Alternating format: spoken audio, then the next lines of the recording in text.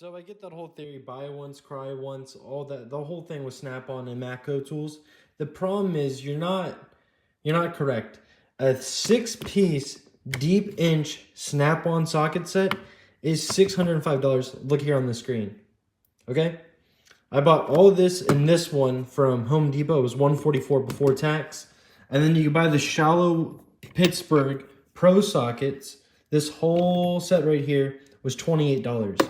So the problem is with the Snap-on logic is that you could end up buying this, and that, and you're at what, 180 bucks most, all in with tax.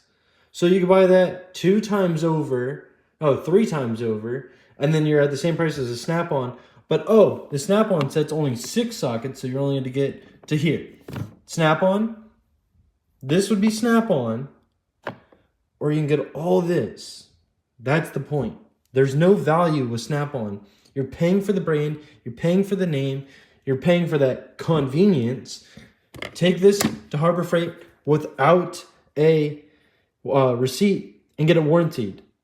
Easy, just swap it out. Oh, I don't want to drive. You don't want to drive? How many times can you buy gas right here by saving the money? So, yeah, it doesn't make any sense to buy Snap-on from a business standpoint, unless you just want to use it as like a Gucci bag, or it looks nice, it looks cool, it looks professional. Trust me, the Milwaukee ones look pretty professional. And yeah, so